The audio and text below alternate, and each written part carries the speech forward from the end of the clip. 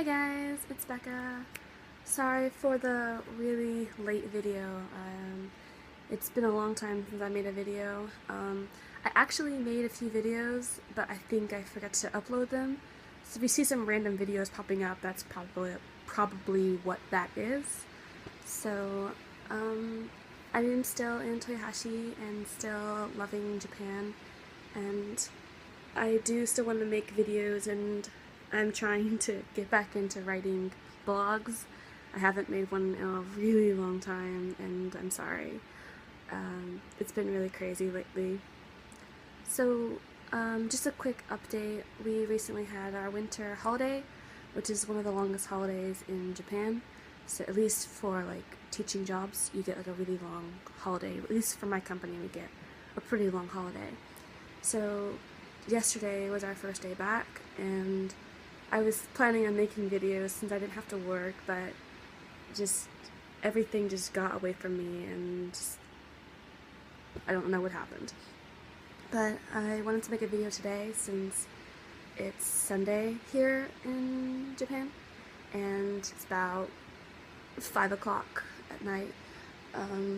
And for those of you that don't know, it is daylight savings in the rest of the world, wherever they do it. I don't know the deal.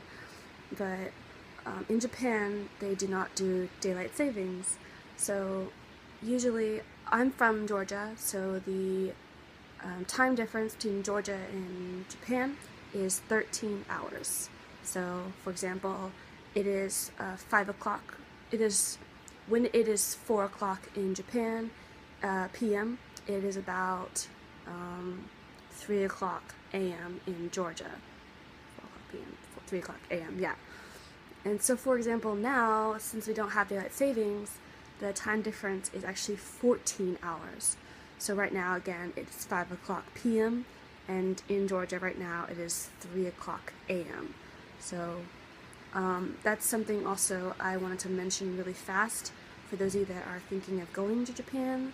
Please make sure that you know that. I know it's not really that big of a deal, but just don't get surprised when it happens and you're like, why is there this difference? They just don't do daylight savings. It's just something they don't do. So it does get really dark really early. I like to call my parents, I like to talk to somebody or call somebody when I'm walking home because it's really dark when I get off work. And if you feel the same way, kind of uncomfortable, just find a schedule, find someone that you can call. It can be a coworker, it can be anybody, and I really think it provides that kind of comfort you have.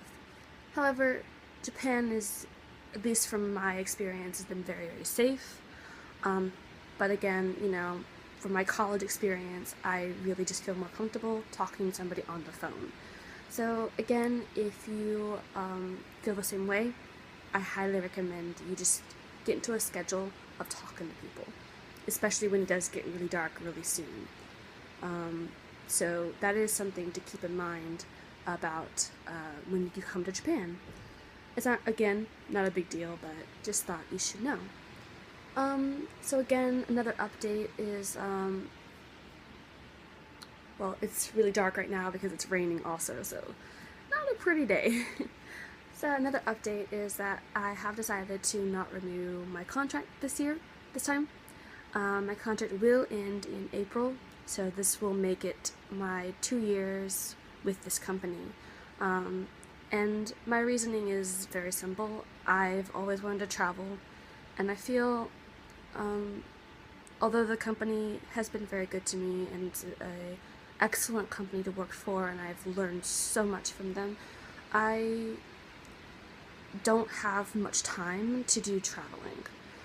So while here in Japan, although I have been to a few places, Osaka a couple times, Nagoya many times, Tokyo a few times, Kyoto once, I haven't had a lot of time to do any more traveling other than that. So I really want to travel. As of right now, my only plans are to go to Australia, maybe a side trip to New Zealand if I can, I don't know, and then go to California to visit family. I would really like to visit one of the prefectures in Japan that I didn't have a chance to visit. I haven't decided about that yet. I will keep you updated. And I've been discussing all the details with my family to see the best option for that. So those are my plans coming up. So my contract does end in April.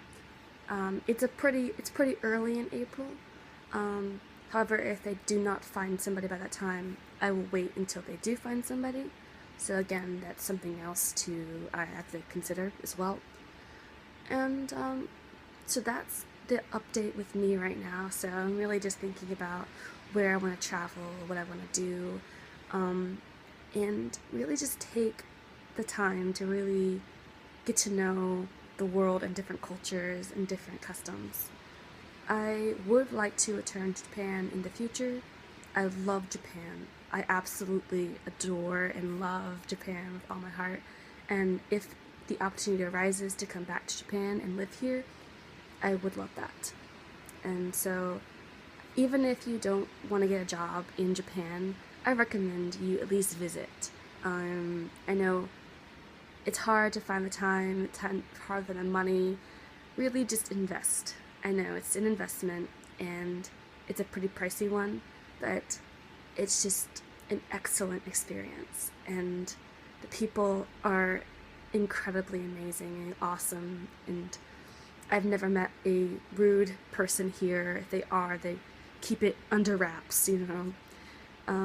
And the food is incredible, the culture is incredible, I absolutely love the castles and the shrines. They're just so beautiful, and just, it's hard to find the best part about Japan. You know, when my mother asked me what I felt about Toyohashi when I first came, I told her it felt like home. And it really does. It still does. So for those of you that have been messaging me, thank you so much. And I've seen a couple comments saying, you're going to Toyohashi to work, and that's awesome. You will love Toyohashi. I was told by the teacher I replaced, you're gonna love Toyohashi. It's a great city, and she was not lying. It is an excellent city to live in and get to know people, really.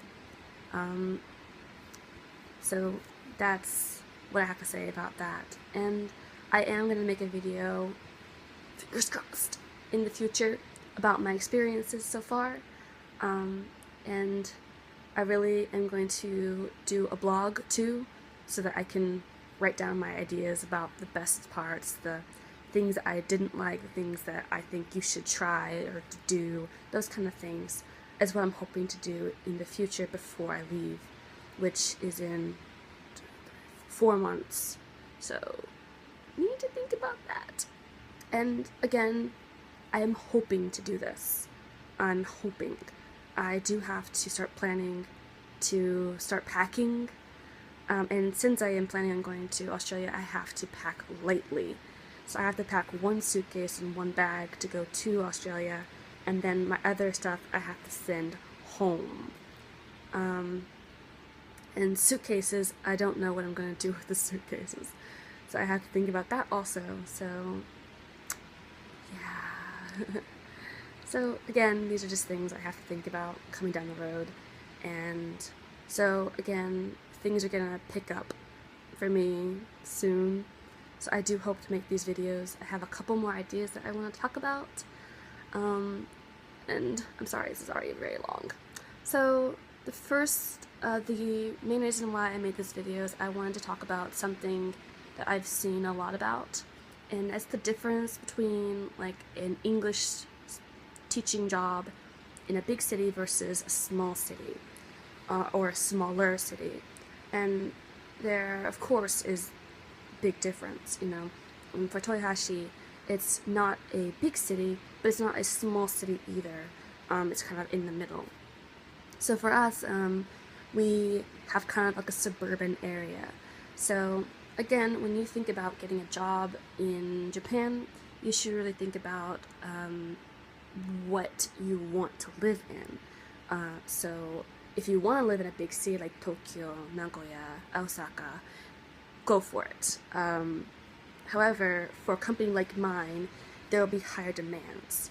You have to do more business, you will have more students, you will have more classes, and very likely you will have extra teachers. At least for my company. For my school, since I have a smaller school, I do not need an additional teacher. It means